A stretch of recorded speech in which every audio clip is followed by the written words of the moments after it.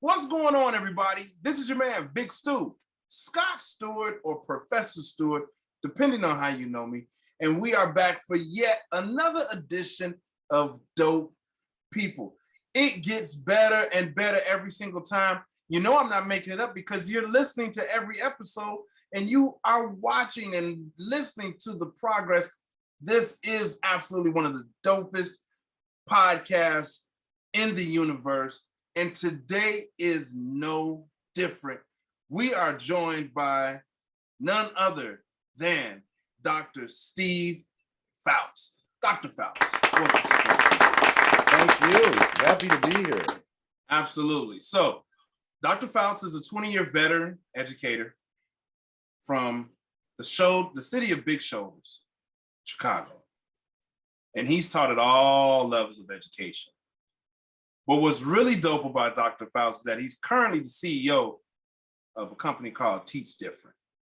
It's based in Chicago and it provides conversation training and software to K-12 teachers and schools. Dr. Fouts.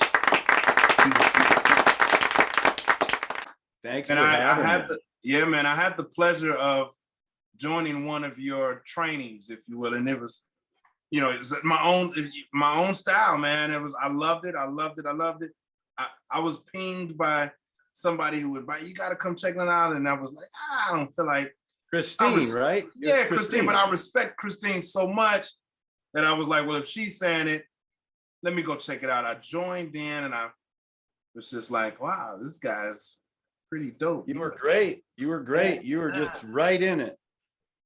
Well, look, we've heard a little bit about you on the professional side. Do you mind if we get to know you a little more personally? Not a problem. We do a thing on here called This or That. Are you up for a round of this or that, Dr. Fouts? Without knowing what it is, yes. Let's go. Let's go. We got another one, everybody. Another classic game of this or that. Let's find out what Dr. Fouts is really made of. All right. Are you ready? I'm ready. Pancakes or French toast? French toast. Wow. Newspapers or online news? Online news. Okay. Planes or boats?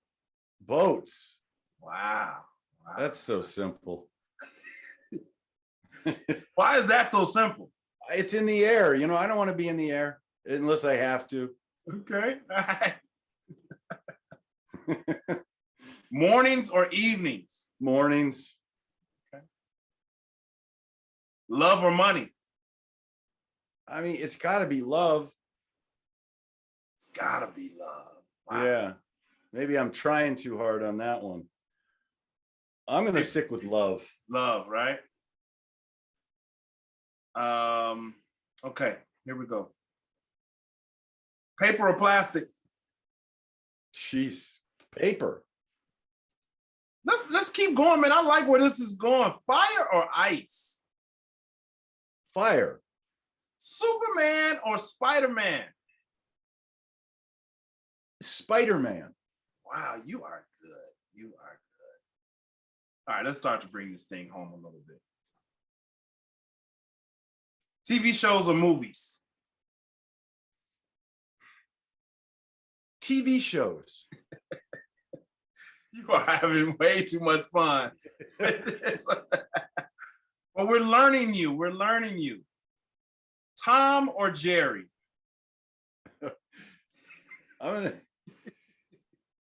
Let's go with Jerry. All right, let's bring this home a little bit. Teachers or principals? Teachers. Yeah, that's it. Yeah. In-person learning or virtual learning? In person is the preference. Mm-hmm. Keep going. I like to see you want to ask reactions. Yeah. Say that again. You like what? I said I like to see people's reactions. I don't even want to call that old school at this point, because I don't think we're that far away. But the last couple of years has made everybody go crazy online, right? But you're missing a lot. So in that sense, I'm really most comfortable when you're with human beings in the same room. Mm-hmm. Wow, we're definitely going to be talking about that today. Public education or charter? A public. Wow.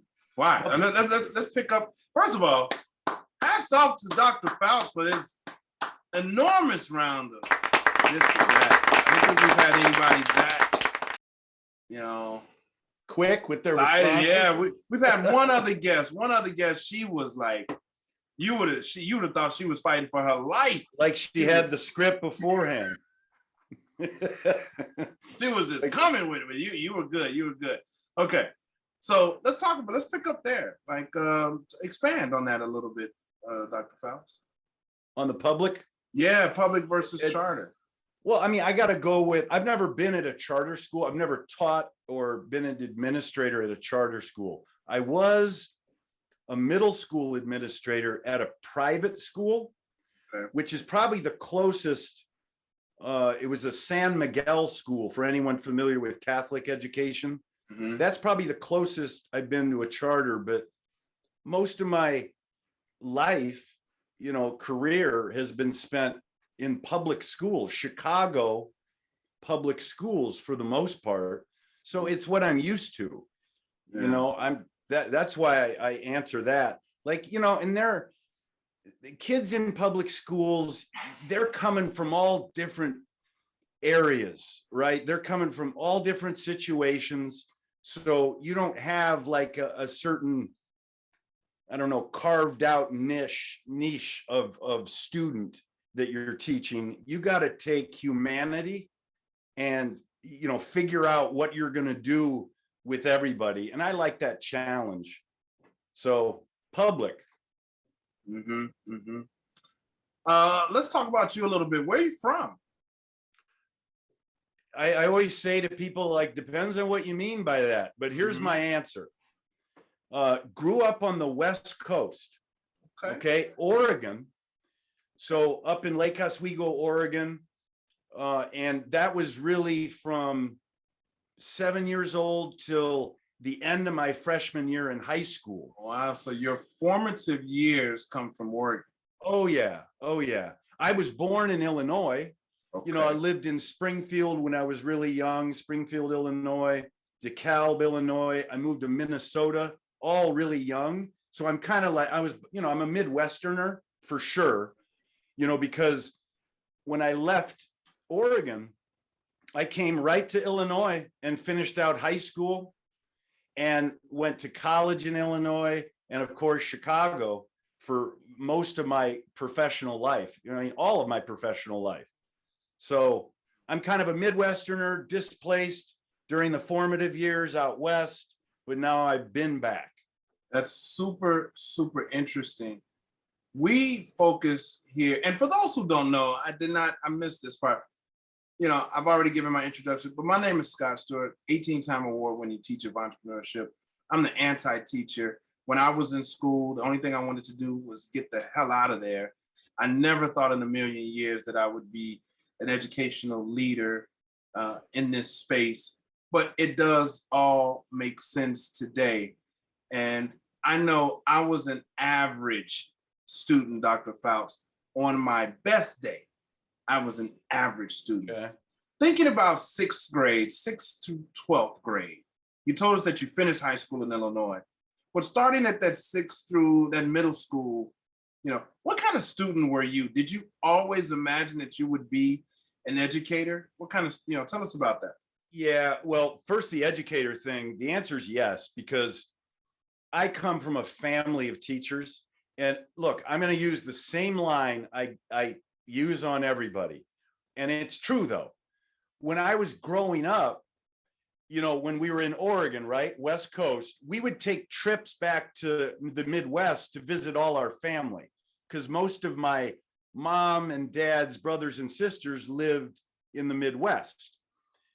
I thought I did not think that adults worked in the summer, because all my aunts and uncles were teachers, and it's just kind of part of our family, really, doctors and teachers, like medical doctors. So, that's kind of where I come from. I grew up thinking that that's what everyone did. And then if you were going to do something else, you can do that. My parents were never like pressuring us to really, go one way or the other, but there's a gravity to it, when you're around educators. So that's what I, turned into. Wasn't a big surprise. What was your other question, Scott? I was going to build on so that. that's so that was, did you always know that you wanted, but what kind of student were you? Yeah. What kind of student were you in that middle school? I was so shy. Look, I got a twin brother. Wow. So here we go, right? And Yep. Okay, surprise, surprise. He's in his 30th year teaching, and he works with me and Teach Different. Wow. So I wish, and the reason why I bring him up is because I would say that I was a good student. I got some really good grades, which allowed me to get away with a lot of stuff at home, and pretty much my brother's the same way. But growing up as a twin, a lot of people like talk about how, oh, I wish I were a twin. Oh, I wish I had a twin. And I get it. I get that.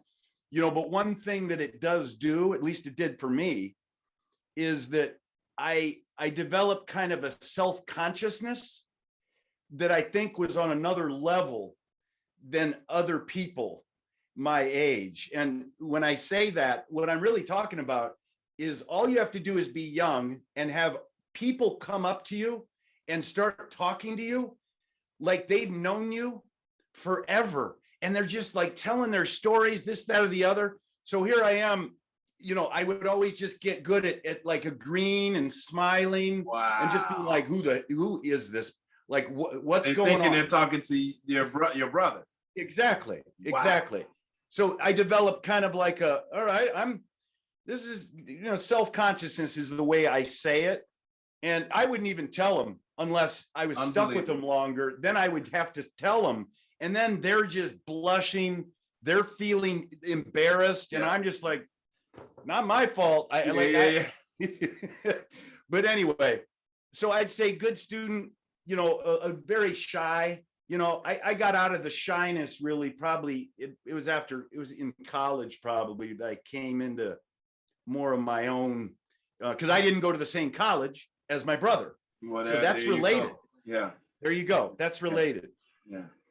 And where did you finish college? Tell us about that. Yeah. Knox College. It's in Galesburg, Illinois, over by the Quad Cities. It's a small little liberal arts college. It's a really, I loved it, and I actually got a chance to go back and teach at the college, philosophy. Okay. I got a crazy job opportunity from my department chair because I majored in philosophy and political science at Knox. And he called me out of the blue after I was already teaching in Chicago. And he goes, do you want to come and fill in? We couldn't staff a position, a philosophy teacher position. And I just jumped at that, Scott. I mean, and look, everybody's got their story, but one of my eye-opening times was coming out of the city of Chicago, Crane High School, West Side, right by the United Center, got my first 5 years in teaching, and I uprooted and went and taught philosophy on the college level. So I was just, it was a wonderful experience. Like it's changed you, it gives you a certain angle on education.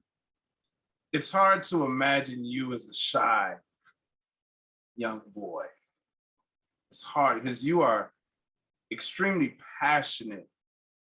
It sounds like but every time you talk, you speak with this level of passion that I pray that everybody is able to speak with. It sounds like you really enjoy what you do. Why don't you tell us a little bit about, put me on to teach different.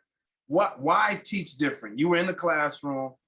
What happened that birthed Teach Different? Man, we're writing our book as we speak.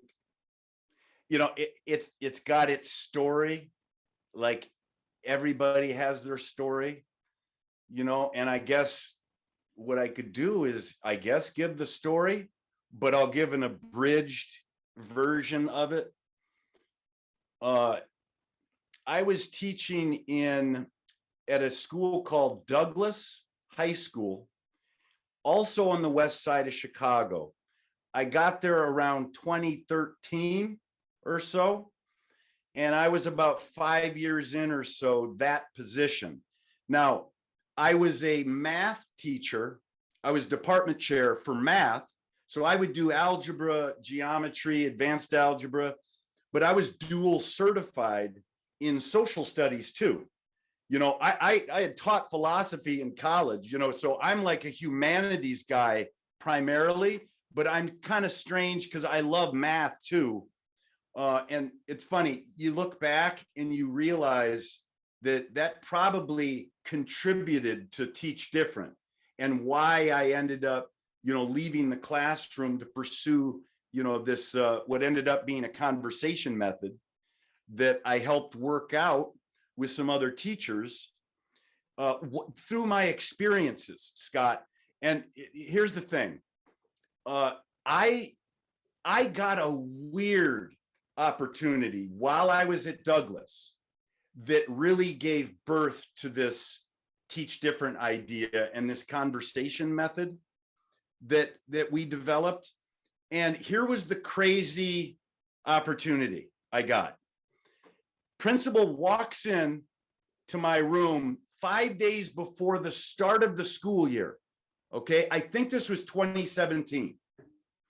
And he basically says, hey, there's a school next to us called Austin High School.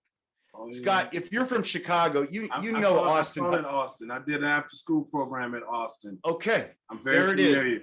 You know how big that building is? Huge. 3 floors, old school architecture, school building architecture, right on Central Ave. Oh, yep. Yeah. You know how these buildings, I don't know when they were made, but they're just like idyllic. I think they're made in the 20s and the 30s. Yeah. It's the castles. Huge. Yeah. It's huge. Palaces. That's right. Yeah. And they're, he asked me, he said, Austin has a staffing shortage. They can't fill one class, and they don't want to hire a teacher to just fill one class and then have the teacher have nothing to do all day. So they have asked if there's a teacher at Douglas that would like to come and teach one class in the middle of the day. And so that's what he asked me. The principal asked me that. It was a US history class, okay? So I was just like, at that point, I had developed that comfort level, right? I'd been at my school for 5 years, and that was my second major kind of teaching stint in Chicago. My first one was before I got to that philosophy teaching.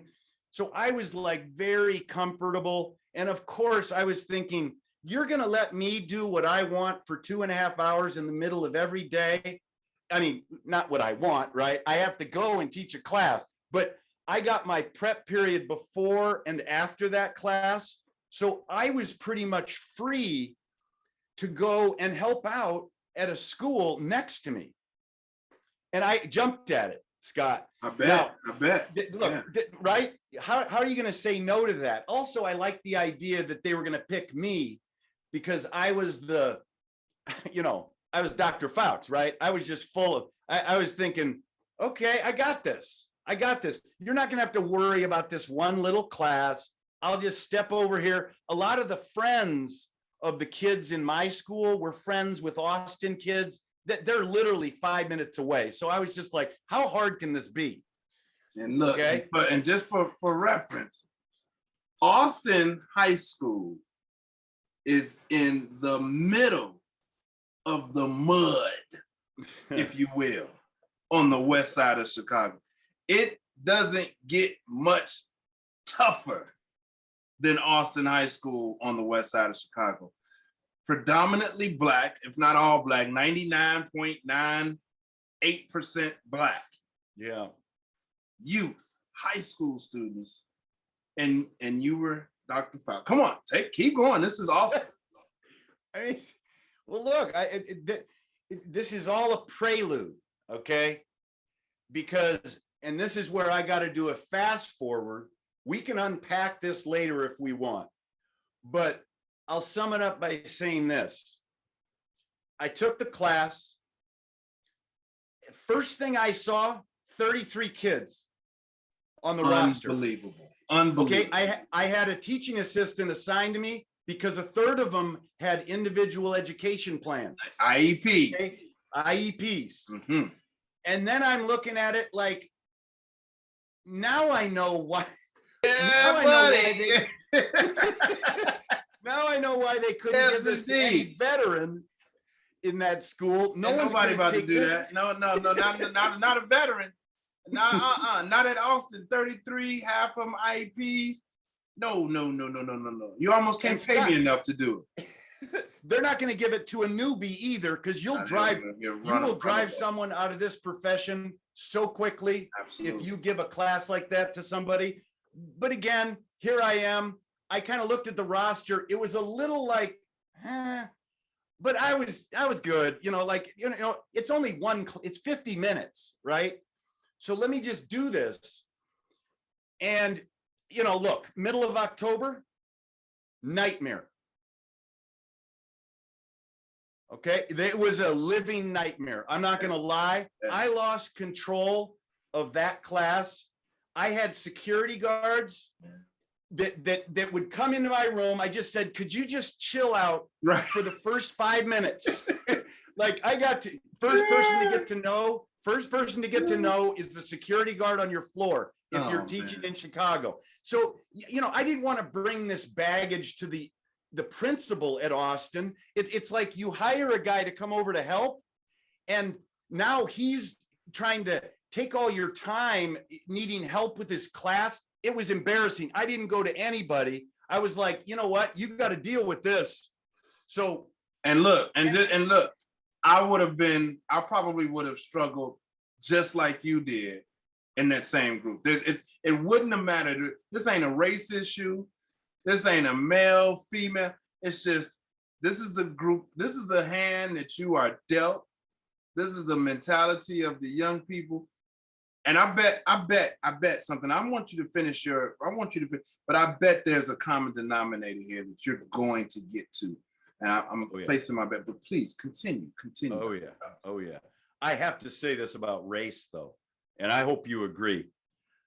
I never had in my 20 years of teaching, I'm not lying, I never had a racial incident ever in any of my classes. If you're stuck with other human beings for an extended period of time, 180 days, an hour a day, it's a family. Like you get to know people, good, bad, indifferent. Nobody's thinking about race.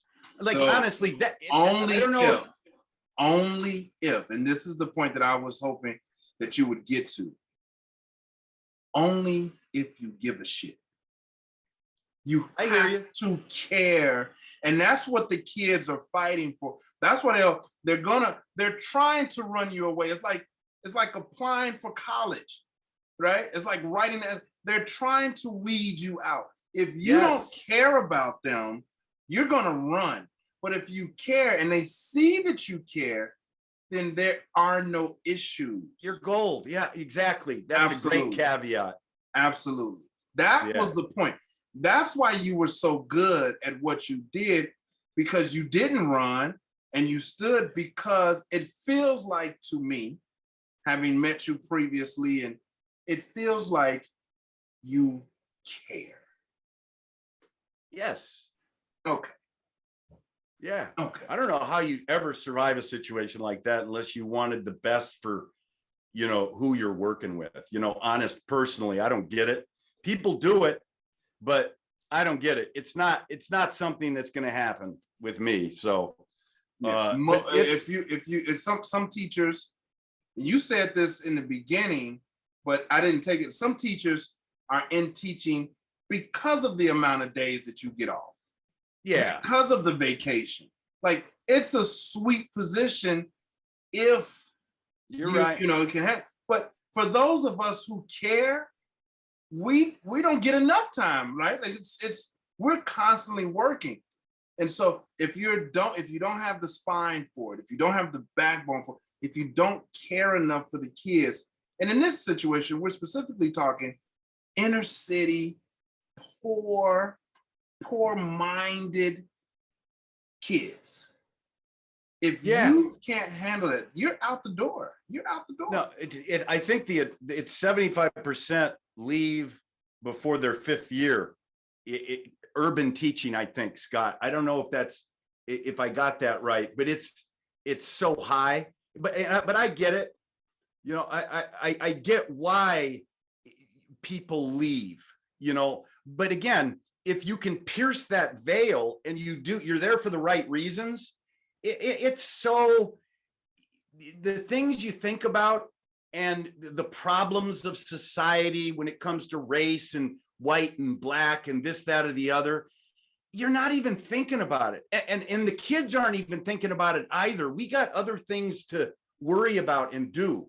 So that's always been refreshing. And Scott, I appreciate you just reminding me that really is about my attitude coming in. I got to want to be there and want them to get somewhere with me. Otherwise, it will be a disaster. Yeah, I think, and so I wanted to 100% agree with you on the race conversation, but I don't 100% agree. I get it. Because I just imagine there are so many differences between you and those students that you serve.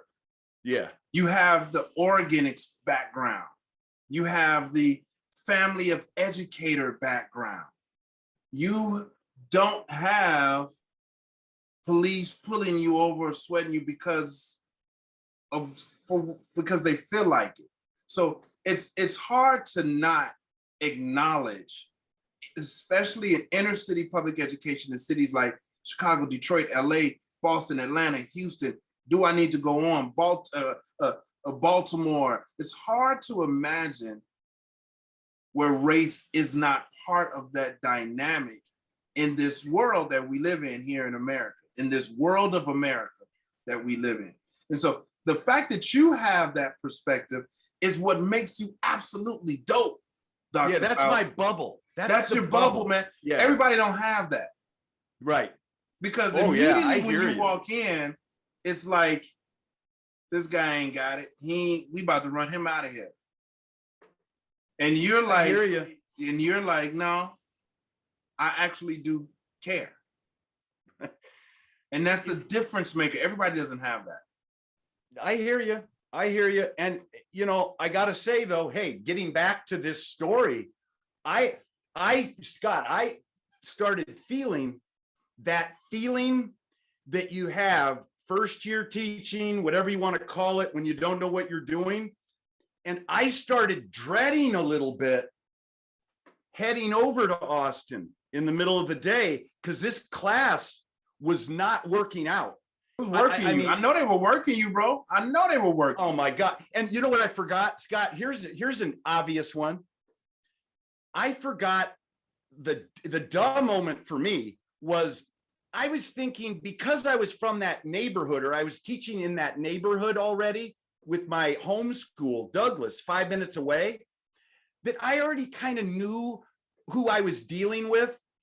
And I remember walking through the halls the first day and people were looking at me and I was laughing because they're like, they probably think I'm a sub. They probably think I'm a new teacher here. This is funny, and I had this kind of like confidence, but I failed to realize and remember that nobody cares about you. Nobody knows who you are. They don't care what someone said. They don't care that you teach at Douglas 5 minutes away. That actually will aggravate them. Yeah. They'll get antagonistic, like, well, why are you at Douglas? Why are you here? Yeah. So it's like, I miss that whole thing about building that relationship that I was taking for granted at my other school. Scott, is this making sense how this disaster hit? Yes, indeed. So yes, I was indeed. that first year lost person who didn't appreciate how you build a class. I just went in there with my little agenda, and it blew up in my face. Embarrassing. Security guards, wasn't getting anything done. Okay, kids were coming in late. I wasn't going to be trying to enforce a tardy policy. This was in my mind. I'm only there one day. It's right after lunch. Okay, they're coming in late. Oh, whatever, I can deal with it. I'm here 50 minutes and then I'm out of here. But you know what that does? If you're a little lax on that, everybody sees it. Everybody sees it. They were coming in, 5 to 10 minutes. They were kind of getting in there on their own. Now, there's one student who, his name is Jarvis. Sorry, Jarvis. Yeah, man. Sorry, Jarvis. There's always one, if not 2, 3, whatever. Yeah. But there was one kid in there that was, I can't even, I was having confrontations with him on the daily. All right, because he'd come in late like everybody else, but he would just come in and talk to somebody. Yeah, he's coming right in the middle. Okay, and go ahead. This is I didn't mean to cut you off. It's just it doesn't matter. There's so many, and I mean when I say this, I'm gonna say there's so many triggers, and I mean them in a positive way. There's so many reminders in hearing your story, listening to you. And we've got to touch on a few other very important things, but this is an excellent episode here. Not only do the kids want to know that you care, but one of the things I learned later, and I spent 13 years in the classroom. And one of the things that I learned is that kids are looking for that discipline as well. They're looking for it. And when you get a Jarvis, right, they're looking for it even more because they're kind of used to people running out on them, not being able to put up with them. So it's easy for them to be like, what? And people will run. He probably was maybe intimidating to some degree. Maybe he had that and he could do it and he knew it. But and I'm interested to know, I want you to finish this. Were you able to connect with Jarvis at any point? Yeah. Yep. In fact, the one connection I had with him gave birth to the conversation method for Teach Different. Come on. All it is, Scott, all it is, a really bad day. I grab him. I didn't grab him, but I said, I need to talk to you in the hall. I got him at the end of a really bad day, and I just needed to shut the noise out and ask him what was wrong, because it was a particularly bad day. And Scott, I'll sum it up. There's so many stories like this, but this is what made me go home and figure out I needed to flip the script on my own classroom as soon as possible. Jarvis basically told me it was his dad's birthday. Okay. And I said, okay. And he said, they killed him when I was in the front seat.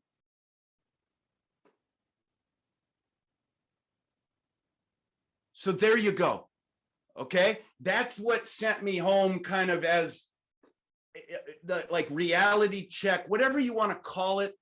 I don't, it's one of those reminders that, I was thinking to myself, Steve, you're trying to teach history here. You're getting all frustrated. You got this Jarvis guy going through this, you better find a middle ground. Like, you better find something that everybody is going to be able to care about together, because you're on a different planet than this person. You can't complain about your situation, you know, whatever. I wasn't beating myself up too much because I'm a teacher. I'm supposed to teach, but it just hit me that I needed to change. So I'll get to it immediately, Scott, then we can unpack. I went home that night. I pulled out the philosophy books, you know, from my teaching days at Knox. I said to myself, I want to bring in something tomorrow that these kids are going to be engaged with, that something that's interesting to them. I wasn't thinking history. I wasn't thinking anything. I was thinking of a disintegrated class that I needed to immediately, like, I needed to do something I loved doing. You know, it was at that point.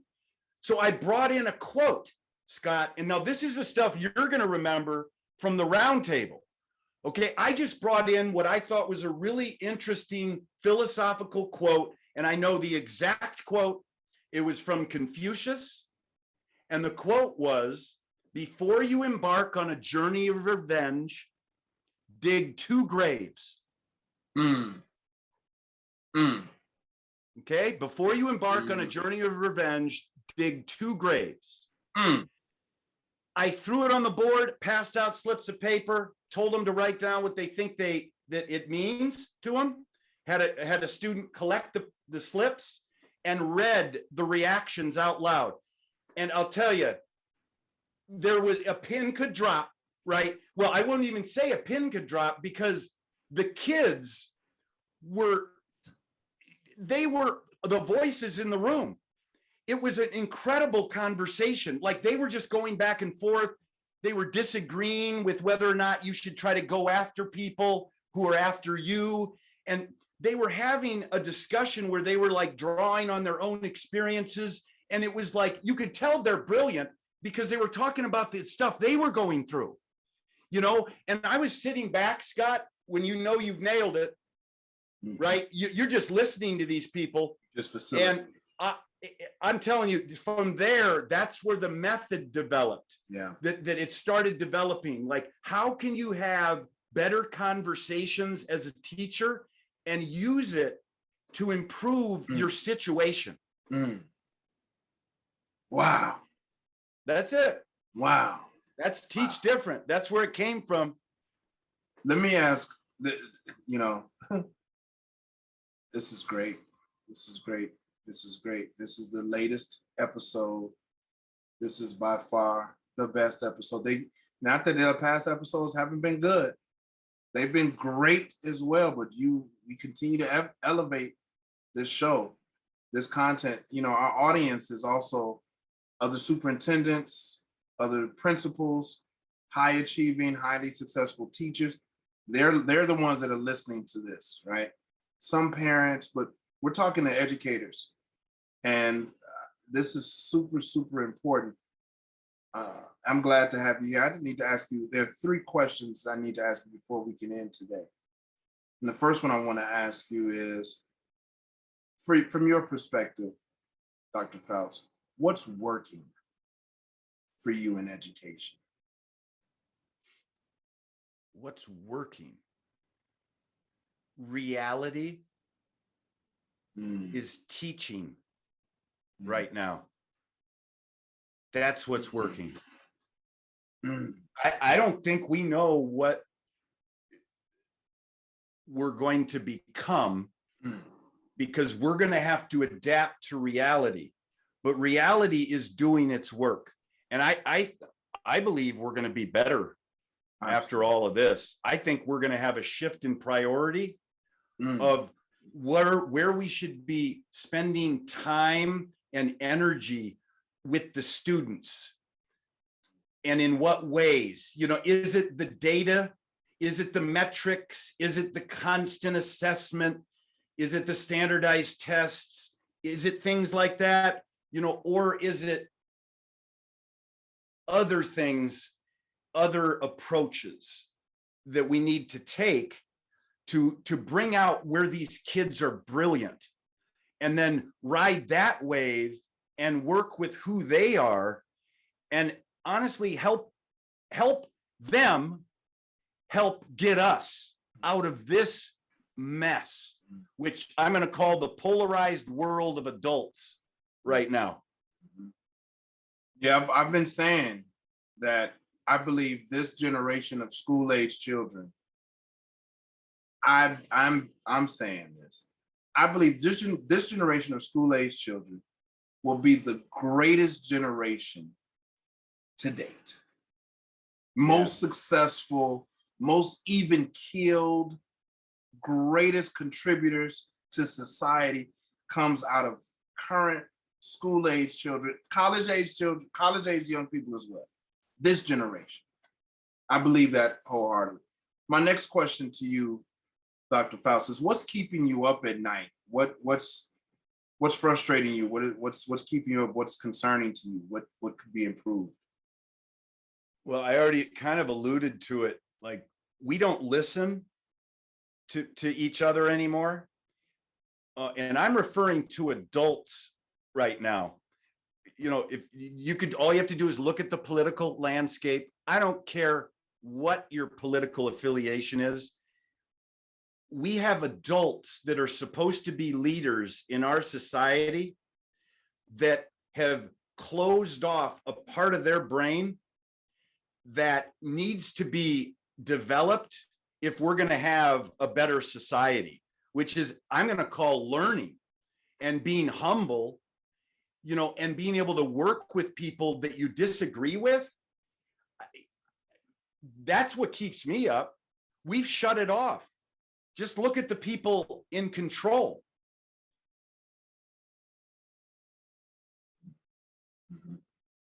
I appreciate that.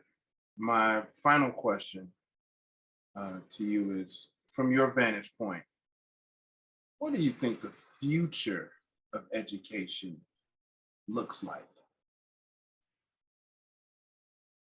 Can I say what I want it to look like instead of what do I think? Okay, so yeah, let's do that.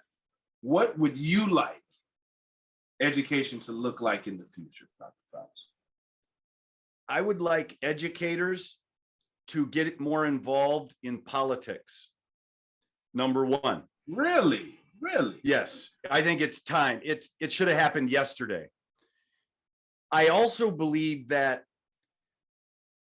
the leaders of our society, I believe, are going to come out of what we would maybe term underserved neighborhoods and populations. We need those students that are coming out of environments where they have been challenged and put to the test and have survived with glowing colors. And that those are the types of people we need leading our society. And it's mainly because they got compassion, they got the brilliance.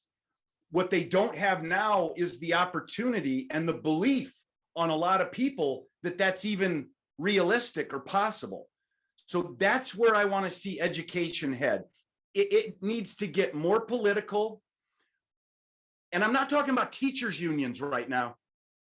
Okay, that's political in its own little box. I'm talking about people more actively involved in politics, and that's student and teachers alike. You mean like creation of legislation? You mean the running for office? Running for office. That's huge. I do see the running for office part as part of the statement that I made about this. I could see more young people, but I'm a Gen Xer. We didn't care. I don't think we cared that much about politics. Yeah. No, we didn't. We missed that boat. Yeah, we were. Although we're a wild card, Scott. We're wild card. We can go, we're kind of like a little bit of boomer, little bit of millennial. Yeah. You don't know who you're going to get with a Gen Xer. I agree. And I actually think that's part of what makes us so dope.